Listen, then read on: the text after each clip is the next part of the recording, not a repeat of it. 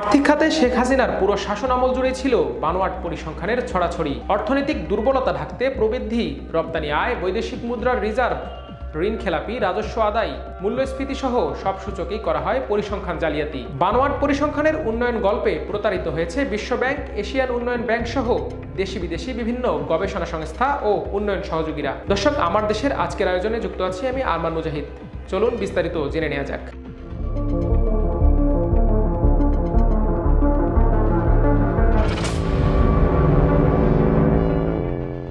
অন্তর্বর্তী সরকারের অর্থ উপদেষ্টা ডক্টর সালেউদ্দিন আহমেদ হাসিনা সরকারের পরিসংখ্যান জালিয়াতিকে এক বিস্ময়কর টপ টু বটম দুর্নীতির উন্নয়ন হিসেবে মন্তব্য করেছেন। তার মতে বিগত দেড় দশকে আর্থিক খাতকে যেভাবে জালিয়াতি তথ্যের উপর দাঁড় করানো হয়েছিল তা দেশের ইতিহাসে তো বটেই, দুনিয়াতেও বিরল। পরিসংখ্যান জালিয়াতির মাধ্যমে ভয়াবহ এমন দুর্নীতি হলেও কোনো এক অদৃশ্য কারণে এ নিয়ে প্রশ্ন তোলেনি বিশ্বব্যাংক, IMF ও ADB।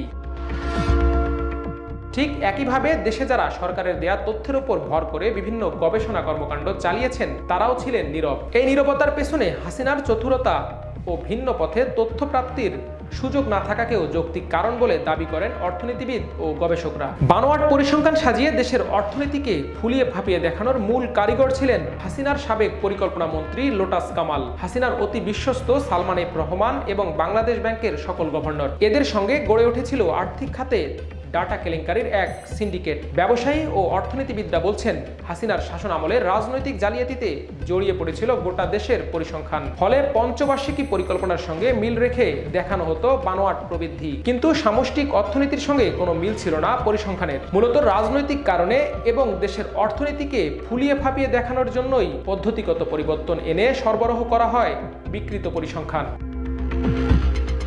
হাসিনা সরকারের পরিসংখ্যান জালিয়াতির বড় ঘটনা নজরে আসে রপ্তানি আয় নিয়ে। 2023-24 অর্থ বছরে 10 মাসের রপ্তানি আয় প্রকৃত পরিমাণের চেয়ে 14 বিলিয়ন মার্কিন ডলার বেশি দেখানোর ঘটনা বিভিন্ন মহলে ব্যাপক আলোচনা সমালোচনার জন্ম দেয়। ইপিবির তথ্যে বলা হয় 10 মাসে দেশে পণ্য রপ্তানি হয়েছে মোট 47.74 বিলিয়ন মার্কিন ডলার। অন্যদিকে বাংলাদেশ ব্যাংকের হিসেবে দেখা যায় ওই একই সময়ে রপ্তানি আয় এসেছে 33.67 বিলিয়ন মার্কিন ডলার। রপ্তানির মতো গুরুত্বপূর্ণ এবং স্পর্শকাতর একটি খাতকে নিয়ে সরকারি প্রতিষ্ঠানের জালিয়াতি তথ্য প্রকাশের এমন ঘটনায় একই সঙ্গে বিস্ময় ও উদ্বেগ প্রকাশ করেন অর্থনীতিবিদরা। এমন ডাহা মিথ্যা তথ্যের ওপর দেশের জিডিপি, মোট জাতীয় উৎপাদন, বিদেশি বিনিয়োগ, বৈদেশিক মুদ্রার রিজার্ভ, ঋণ গ্রহণের নীতি, লেনদেনের ভারসাম্য সহ অর্থনীতির অনেক সূচক ও নীতির যথার্থতা নিয়েও তখন প্রশ্ন ওঠে। 2018 সালে প্রবৃদ্ধির তথ্যে বিস্তর ফারাক নিয়ে বিশ্বব্যাংকের সঙ্গে প্রথমবার দ্বন্দ্বে জড়ায় মোস্তফা কামাল। 2017 থেকে 18 অর্থ বছরে দেশের প্রবৃদ্ধির লক্ষ্যমাত্রা ছিল 7.4%। যদিও লোটাস কামাল ওই বছরের এপ্রিলে প্রবৃদ্ধির লক্ষ্যমাত্রা ছাড়িয়ে 7.65% বলে দাবি করেন। অন্যদিকে বিশ্বব্যাংকের পূর্বাভাস ছিল বাংলাদেশের প্রবৃদ্ধি হবে বড়জোর 6.56%। এডিবির পক্ষ থেকেও সরকারের সঙ্গে দ্বিমত পোষণ করা হয়। তখন সরকারের পক্ষ থেকে বিশ্বব্যাংকের ডেটাকে চ্যালেঞ্জ করে সংবাদ সম্মেলন ডাকা হয়। সেখানে মুস্তফা কামাল বলেছিলেন বাংলাদেশের ডেটাই সঠিক। সেই সঙ্গে বিশ্বব্যাংককে আলটিমেটাম দিয়ে অচিরেই BBS এর সঙ্গে ডেটা সংশোধনের জন্য সময়ও বেঁধে দিয়েছিলেন পরিকল্পনা মন্ত্রী। করোনাকালে সারা দুনিয়ার জিডিপি প্রবৃদ্ধি যখন নেতিবাচক, তখনও লোটাস কামালের জাদুতে বাংলাদেশের জিডিপির এক আজগুবি তথ্য হাজির করা হয়েছিল। এবছর জিডিপি প্রবৃদ্ধি দেখানো হয় 5.24%। মূল্যস্ফীতি চেপে রাখতে বহু বছর ধরেই হাসিনা সরকার প্রকৃত তথ্য আড়ালে রেখেছে। 10 টাকা দরে চাল খাওয়ানোর টোপ ফেলা হাসিনার পতনের বছর দ্রব্যমূল্য নিয়ে মানুষের মাঝে চরম হতাশা তৈরি হয়। 2005 সালে বাজারে প্রতি কেজি চালের গড় মূল্য ছিল 24 টাকা। 2005 থেকে 10 সালে এ মূল্য ছিল 27 থেকে 28 টাকা। হাসিনার ক্ষমতায় আসার পরেই বাজার সিন্ডিকেটের কবলে পড়ে নিত্যপণ্যের দাম। 2010 সালের মাঝামাঝি সময়ে এসে চালের দাম এক লাফে বেড়ে হয় 45 টাকা। চালের দামের সাথে পাল্লা দিয়ে বাড়তে থাকে তেল, চিনি, ডাল ও আটার দাম। তবে অবাক করার বিষয়, সেই সাথে মানুষের আয় তেমন না বাড়লেও অর্থনীতির সূত্র পাল্টে দিয়ে মূল্যস্ফীতি কমতে থাকে। 2012-13 অর্থ বছরে সার্বিক মূল্যস্ফীতি কমে 6.78% নেমে আসে। ওই বছরে খাদ্য মূল্যস্ফীতি হয় মাত্র 5.22%। খাদ্য বহির্ভূত মূল্যস্ফীতি হয়েছিল 9.17%। এরপর থেকে মূল্যস্ফীতি নিম্নমুখী ছিল, যেটি দেখানো হয়েছিল জালিয়াতির মাধ্যমে।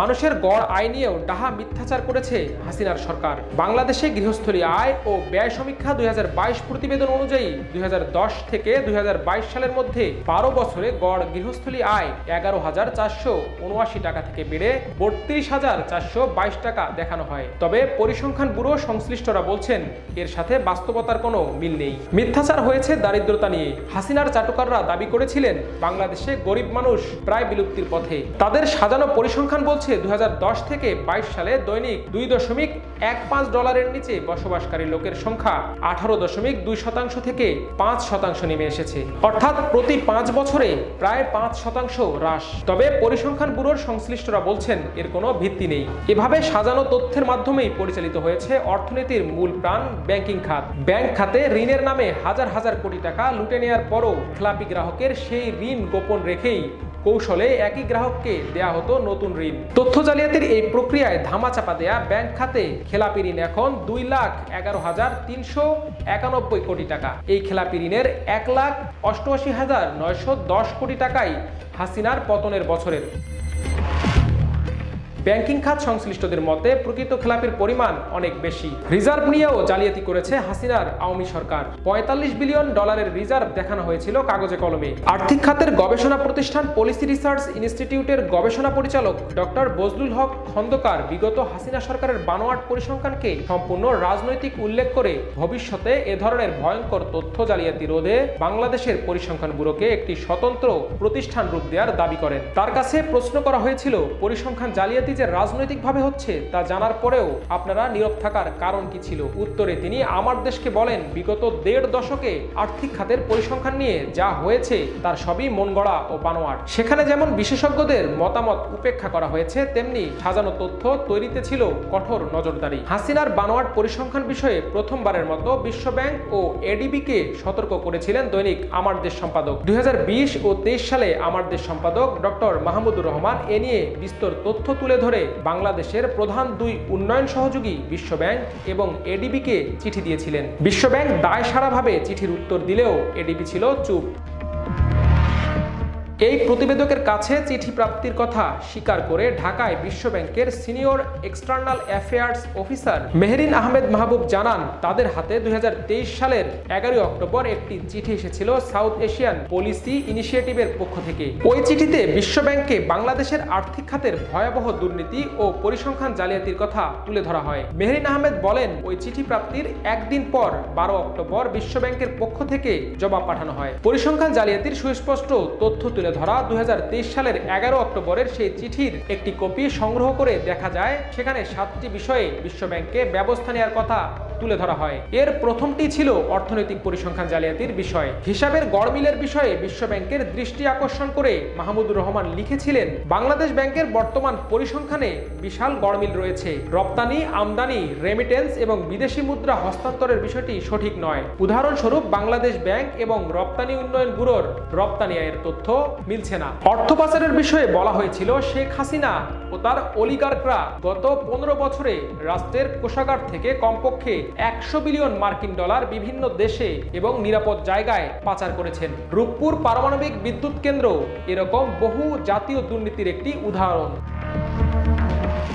ডক্টর মাহমুদুর রহমান বিশ্বব্যাংককে স্মরণ করিয়ে দিয়েছিলেন, বিশ্বব্যাংক বাংলাদেশের বর্তমান অর্থনৈতিক অনিশ্চয়তার জন্য দায় এড়াতে পারে না। তারা দুর্নীতিগ্রস্ত সরকারের ভুয়া জিডিপি পরিসংখ্যানকে গ্রহণ করেছে এবং এমনকি কখনো কখনো এগুলোকে আরো বাড়িয়ে দেখিয়েছে। আমি আশা করি বিশ্বব্যাংক এই পরিসংখ্যান পর্যালোচনা করবে এবং এর কর্মকর্তাদের ভূমিকা খতিয়ে দেখবে। বিশ্বব্যাংকের পরিচালনা পর্ষদকে সাপি অনুরোধ করেছিল বাংলাদেশের জনগণের সম্পদ লুটপাট করা সরকারের সব তহবিল স্থগিত করা, নতুন ঋণ প্রদান বন্ধ এবং শেখ হাসিনা সরকারকে আন্তর্জাতিকভাবে অর্থনৈতিক অস্তুত হিসেবে ঘোষণা। এ বিষয়ে বিশ্বব্যাংকের senior external affairs officer Mehrin Ahmed Mahbub দৈনিক আমার দেশকে জানান, তারা সাপিকে বিশ্বব্যাংকের জবাব পাঠিয়েছিলেন। সেই জবাবে অবশ্য সুস্পষ্ট কিছু বলেনি বিশ্বব্যাংক। 2023 সালের 12 অক্টোবর সাপি বরাবর বিশ্বব্যাংকের পাঠানো চিঠিতে বলা হয়, আমরা আপনার সঙ্গে সম্পূর্ণ একমত যে সুশাসন এবং স্বচ্ছতা, টেকসই উন্নয়ন ও অন্তর্ভুক্তিমূলক অর্থনৈতিক প্রবৃদ্ধির মূল ভিত্তি। আমাদের অর্থায়িত প্রকল্পগুলোর ক্ষেত্রে আমরা দুর্নীতির বিষয়ে শূন্য সহনশীলতা বজায় রাখি এবং নিশ্চিত করি যে অর্থ যথাযথ উদ্দেশ্যে এবং বাংলাদেশের জনগণের কল্যাণে ব্যবহৃত হচ্ছে। এই চিঠিটি পাঠিয়েছিলেন বিশ্বব্যাংকের বাংলাদেশ ও ভুটানের ডিরেক্টর আব্দুল্লাহ শেখ। পরিসংখ্যান জালিয়াতির বিষয়টি সতর্ক করে দিয়ে আমার দেশ সম্পাদক ডক্টর মাহমুদুর রহমান তার আগে 2020 সালের 6 জুলাই চিঠি দেন এডিবির কান্ট্রি ডিরেক্টর মনমোহন প্রকাশের কাছে। তিনি সেখানে সুস্পষ্টভাবে উল্লেখ করেন, এডিবি একটি দুর্নীতিগ্রস্ত ও স্বৈরাচারী সরকারকে অর্থায়ন করেছে। ডক্টর মাহমুদুর রহমান এডিবিকে জানান, আমি ভুলভাবে ভেবেছিলাম যে এডিবি স্বচ্ছতা, গণতান্ত্রিক শাসন, মানবাধিকার ও আইনের শাসনকে মূল্য দেয়, কিন্তু বাংলাদেশের প্রধানমন্ত্রী শেখ হাসিনার নেতৃত্বাধীন বর্তমান সরকার উল্লেখিত সকল ক্ষেত্রেই ব্যর্থতার নজির সৃষ্টি করেছে। আমার দেশ সম্পাদক এডিবিকে জানিয়েছিলেন, এডিবি কর্তৃক শেখ হাসিনা সরকারকে অন্ধভাবে সমর্থনের কারণে বাংলাদেশের সাধারণ জনগণ হতাশ ও ক্ষুব্ধ। এডিবি যেমন সরকারের পক্ষপাতিত্ব করছে, তেমনি সরকারের ভুল পরিসংখ্যানকেও যাচাই বাছাই ছাড়াই সমর্থন দিচ্ছে। এ বিষয়ে ডক্টর মাহমুদুর রহমান বলেন, 2020 সালের লেখা ওই চিঠির কোনো জবাব দেয়নি এডিবি, তবে বিশ্বব্যাংক একটি দায়সারা জবাব দিয়েছিল। বিগত 1.5 দশকে বাংলাদেশের আর্থিক খাতে বানোয়াট পরিসংখ্যান নিয়ে এডিবি দায় এড়াতে পারে কিনা বা এডিবি কিভাবে দায়বদ্ধ থাকবে এমন প্রশ্ন করা হলে সংস্থাটির বাংলাদেশ আবাসিক মিশনের external relation team leader Gobinda Bar একটি লিখিত বিবৃতি পাঠান। সেখানে তিনি উল্লেখ করেন, উচ্চমানের তথ্য প্রমাণ ভিত্তিক নীতি নির্ধারণ এবং কার্যকর প্রোগ্রাম বাস্তবায়নে গুরুত্বপূর্ণ ভূমিকা পালন করে। মাল্টিলেটারাল ডেভেলপমেন্ট ব্যাংকগুলো যেমন এডিবি তাদের সদস্য দেশের সামষ্টিক অর্থনৈতিক তথ্য প্রণয়নের জন্য দায়িত্বপ্রাপ্ত নয়। জাতীয় পরিসংখ্যান সংস্থাগুলো প্রাথমিক তথ্য সংগ্রহের দায়িত্ব পালন করে, আর আমাদের কিছু প্রক্ষেপণ যা উচ্চ ফ্রিকোয়েন্সি সূচকগুলোর উপর ভিত্তি করে তৈরি হয়, তা কখনো কখনো সরকারি পূর্বাভাস থেকে ভিন্ন ভিন্ন হতে পারে। এডিবি আমাদের সদস্য দেশগুলোর নির্ভরযোগ্য, সময় উপযোগী এবং আন্তর্জাতিক মান অনুযায়ী সঠিক তথ্য উৎপাদনের সক্ষমতা বৃদ্ধিতে সহায়তা অব্যাহত রাখবে। বাংলাদেশ পরিসংখ্যান ব্যুরো দেশের সব ধরনের সরকারি পরিসংখ্যান তৈরি ও প্রকাশ করে থাকে। একসময় এটি একটি কার্যকর প্রতিষ্ঠান ছিল, তবে লোটাস কামাল পরিকল্পনা মন্ত্রণালয়ের দায়িত্ব নিয়েই এর অধীন বিবিএসকে পুরোপুরি জালিয়াতি প্রতিষ্ঠানে পরিণত করে। অভিযোগ রয়েছে, সে সময় বিবিএস-এর অন্যতম গুরুত্বপূর্ণ সিপিআই শাখার দক্ষ সৎ কর্মকর্তাদের একযোগে সরিয়ে দেওয়া হয়। পরিসংখ্যান ব্যুরোর সাবেক এক পরিচালক নিজের নাম প্রকাশে অপারগতা জানিয়ে বলেন, গত 1.5 দশকে প্রতিষ্ঠানটিতে কথা বলার মতো পরিস্থিতি ছিল না। পরিসংখ্যান নিয়ে কেউ ন্যূনতম আপত্তি তুললে বা কথা বলার চেষ্টা করলে ঢাকার বাইরে বা কম গুরুত্বপূর্ণ শাখায় বদলি করে দেওয়া হতো। এ বিষয়ে জানতে চাইলে ন্যাশনাল অ্যাকাউন্টিং উইং এর পরিচালক রফিকুল ইসলাম আমার দেশকে বলেন, অতীতে এখানে অনেক কিছুই ঘটেছে রাজনৈতিক উদ্দেশ্যে, তথ্য সংগ্রহে কোনো নীতিমালা মানা হয়নি, তবে ভবিষ্যতে এ ধরনের সুযোগ আর তৈরি হবে না। ইতিমধ্যে তারা বিশ্ব ব্যাংক, IMF, এডিবি সহ উন্নয়ন সহযোগীদের সাথে স্বচ্ছতার সঙ্গে কাজ শুরু করেছেন।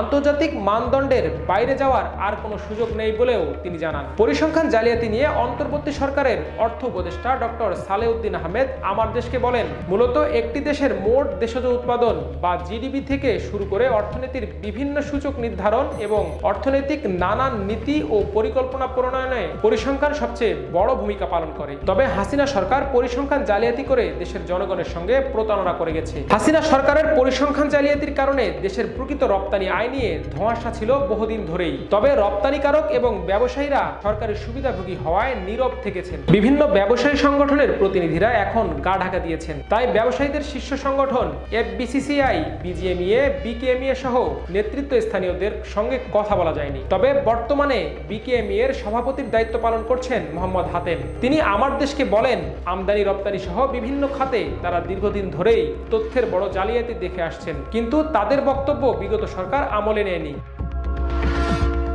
তিনি বলেন, 2022 সালেও রপ্তানি আয়ের হিসাবে বড় গরমিল আসে। সেই থেকেই আমরা বলছি ইপিবির রপ্তানি তথ্যে ভুল আছে, কিন্তু আমাদের কথা সেভাবে আমলে নেয়নি সরকার। বিগত সরকারের অর্থনৈতিক কর্মকাণ্ডে অনিয়ম বিষয়ে অন্তর্বর্তী সরকার একটি কমিটি করেছে। শ্বেতপত্র প্রণয়ন নামে এই কমিটি তাদের রিপোর্টও জমা দিয়েছে। রিপোর্টে উল্লেখ করা হয়েছে, জিডিপি, মূল্যস্ফীতি এবং মাথাপিছু আয়ের পরিসংখ্যানে গোজামিল ছিল। জনগণকে এক ধাঁধার মধ্যে ফেলে উচ্চতর প্রবৃদ্ধির কাল্পনিক গল্প শোনানো হয়েছে এত বছর। কমিটি মনে করে করে রাজনৈতিকভাবে বাহাবা পাওয়ার জন্য জিডিপির হার ফুলিয়ে ফাঁপিয়ে দেখানো হয়েছে, বাস্তবতার সাথে যার কোনোই মিল নেই। দর্শক, আজ এ পর্যন্তই। সবাই ভালো থাকুন, সুস্থ থাকুন, আমার দেশের সাথে থাকুন।